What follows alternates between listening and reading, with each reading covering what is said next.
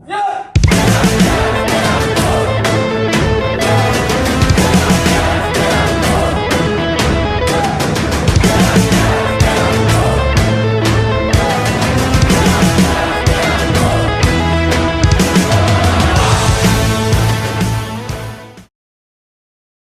misalkan Pak, pada saat itu siswa sudah sembuh dan jalur umum dibuka. Nah, sebaiknya Pak, siswa ini ikut di jalur umum atau menunggu di tahun depan ikut jalur keberbakat. Terima kasih.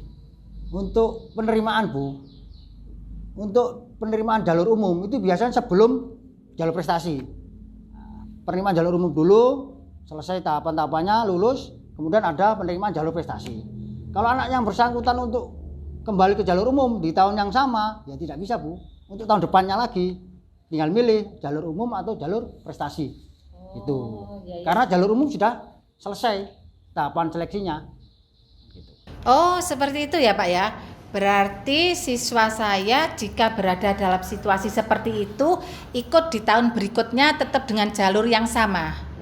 Oh, baik Pak. Ini untuk pertanyaan selanjutnya ya Pak ya, tentang karir kepolisian setelah siswa lulus SMA. Ya, nah, apakah jenjang karir siswa yang lulus SMA dan mendaftar sebagai seorang kepolisian, jika dia sudah diterima menjadi seorang polisi, itu jenjang karirnya itu bagaimana ya Pak? Apakah kenaikan pangkatnya itu 2 tahun per 2 tahun, ataukah siswa itu harus sekolah lagi untuk meningkatkan jenjang karirnya karena dia masuk dari kelompok SMA? Terima kasih. Saya jawab Bu ya. Untuk tingkat atau jenjang karir di kepolisian ada 3 penerimaan. Penerimaan tamtama, penerimaan bintara, penerimaan akpol Bu. Tergantung di mana siswa tersebut memilih jalur penerimaannya Bu. Kalau jalur tamtama, jalur bintara, jalur akpol itu beda aturannya. Kalau untuk kenaikan tingkat pangkat atau prestasi, untuk kenaikan tingkat untuk peraturan sekarang ini selama 5 tahun Bu. 5 tahun naik tingkat. Kalau ada masalah, ada kasus ya tidak bisa naik pangkat Bu. Selama 5 tahun naik tingkat, 5 tahun naik tingkat. Untuk jalur yang akpol itu sama Bu, 5 tahun naik tingkat, 5 tahun naik tingkat. Kalaupun nanti berprestasi atau punya jabatan yang menentukan job jabatannya, bisa lebih cepat pangkatnya Bu. Kemudian ada jenjang karir lagi Bu, dari sekolah. Kalau di tamtama mau ke bintara, ada sekolah ke bintara ada Bu. Reguler, sekolah reguler ke bintara. Kalau dari bintara ke perwira ada sekolah SIP Bu. Nah, seperti itu. Kalau di akpol, kalau sudah pangkat IPTU atau AKP, ada sekolah lagi PT3 Bu. Setelah pangkatnya kompol, sekolah lagi Sesbim. Untuk jenjang karir lebih lanjut Bu. Untuk seperti jadi Kapolres itu kan sekolah lagi Bu. Untuk jenjang lebih selanjutnya berikutnya ya ada sekolah lagi. Kalau di jenjang akpol banyak sekolah yang perlu ditempuh untuk jenjang karir Bu.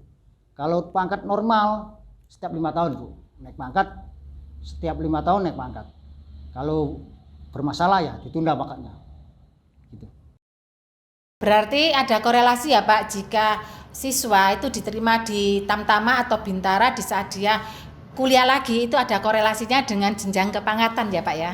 Ya, untuk jenjang kepangkatan kalau yang bersangkutan kuliah S1 nanti pangkatnya dalam pengusulan lebih cepat 1 periode, yaitu lebih cepat 1 tahun dari rekannya yang 1 angkatan. Itu korelasinya dengan kuliah itu Bu, dengan S1 itu. Pertanyaan terakhir ya Pak Jemi. Nah, menurut Bapak bagaimana ya Pak tips dan triknya untuk siswa dalam pemilihan dia sebagai seorang polisi, itu apa yang bisa disampaikan oleh Pak Jemi tentang tips dan triknya agar bisa lolos menjadi seorang polisi? Terima kasih pertanyaannya Bu ya. Untuk bagaimana tip dan triknya untuk lolos sebagai seorang anggota polisi. Nah, yang pertama, siswa tersebut harus rajin belajar. Kedua, rajin olahraga. Ketiga, jangan lupa sholat dan berdoa. Nah, untuk tip untuk cara mengikuti tes atau seleksi, ada bimbingan, Bu. Bimbingan tes ada, privatnya ada. Kalau siswa tersebut kepingin ada bimbingan di Polres Gresik, itu ada bimbingannya tentang keselamatan jasmani, tentang jasmaninya. Ada bimbingan di Polres Gresik. Kalau bimbingan psikologi, bimbingan tes-tes yang lain, itu ada di Surabaya, Bu. Di situ ada tempat bimbingan belajar untuk masuk sebagai seorang polisi. Masuk akpol bisa, masuk pokoknya bimbingan untuk masuk ke sekolah kedinasan. Itu ada, Bu. Di situ dilatih tentang teori-teori cara mengisi soal-soal pada waktu tes. Nah, sehingga siswa tersebut saat tes tidak kaget atau gugup atau kaku tentang soal-soal yang diteskan karena sudah dilatihkan. Nah, di tempat bimbel tersebut itu rata-rata tesnya atau cara belajarnya itu dari soal-soal tes yang tahun-tahun sebelumnya dipelajari, sehingga tempat bimbel tersebut bisa menghasilkan siswa yang bisa berhasil atau lulus seleksi tes, gitu, Bu. Oh, jadi seperti itu ya Pak ya. Selain siswa harus mempunyai persiapan di bidang intelektual dan kesehatan, maka siswa itu juga harus melakukan bimbingan untuk mengikuti pendaftaran sebagai seorang polisi. Nah, yang saya ingin ketahui Pak dalam masalah bimbingan ini, apakah Polsek itu mempunyai program atau fasilitas khusus bagi siswa untuk langsung dibimbing oleh Polsek? Begitu Pak, bagaimana Pak? Untuk masalah bimbingan, Bu, ya, di tingkat Polsek belum ada. Kalau tingkat Polres itu ada bimbingan tentang keselamatan jasmani, tentang jasmani. Nah, di Polres bisa sering ngadakan untuk bimbingan tentang keselamatan jasmani. Kalau SMA 1 Kebomas kepingin mengajukan siswanya untuk dibimbing di Polres, silakan Bu, dengan mengirim surat ke Polres untuk meminta bimbingan tentang keselamatan jasmani, berapa siswa yang dikirim sehingga bisa terkoordinasi dengan baik, berapa jumlahnya, nama-namanya siapa, terus nanti di sana dijadwalkan, Bu. Karena di Polres Gresik sudah seringkali mengadakan bimbingan untuk siswa, calon-calon siswa polisi, sehingga nantinya setelah tes atau diterima sudah tidak kaget dengan situasi seperti itu, bahwa larinya sekian meter, pull up-nya berapa kali, push up-nya berapa kali, sudah bisa diketahui, bisa diukur kemampuannya tiap siswa orang per orang. Baik Pak, sedikit lagi untuk tentang masalah bimbingan, itu membutuhkan waktu berapa lama ya Pak? Kemudian itu pada saat seperti itu bimbingan dilakukan pada pagi hari atau sore hari? Karena kalau pagi hari kan siswa masih mengikuti kegiatan akademik. Terima kasih. Untuk bimbingan di Polres relatif, Bu, tergantung siswa tersebut maunya harinya kapan, jamnya berapa, bisa dikoordinasikan tergantung yang meminta bimbingan.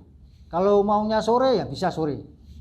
Selama ini sore dilakukan itu, pagi kadang-kadang bisa dilakukan kalau hari libur. Untuk bimbingan jasmani. Kalau bimbingan fisiologi, bimbingan pengetahuan umum itu masih di Surabaya. Di Polres belum punya perangkatnya atau tempatnya untuk melakukan bimbingan itu. Oke Pak, siap Pak. Kami akan melakukan koordinasi bagi para siswa yang ingin mendaftar sebagai seorang polisi. Demikian sesi wawancara kita dengan Bapak Jamie tentang dunia kepolisian. Semoga informasi dari beliaunya dapat menjadi inspirasi serta motivasi bagi para siswa sekalian saat hendak memutuskan diri sebagai seorang polisi. Bahwa menjadi seorang polisi tidak hanya mengandalkan pada masalah fisik atau kesehatan, tetapi juga dari segi intelektual, dan yang juga terutama adalah persiapannya dengan melalui bimbingan menjadi seorang polisi. Sekian materi dari saya. Sampai jumpa pada materi berikutnya pada program Guru BK Berkarya. Satuan Polri kebanggaan kita.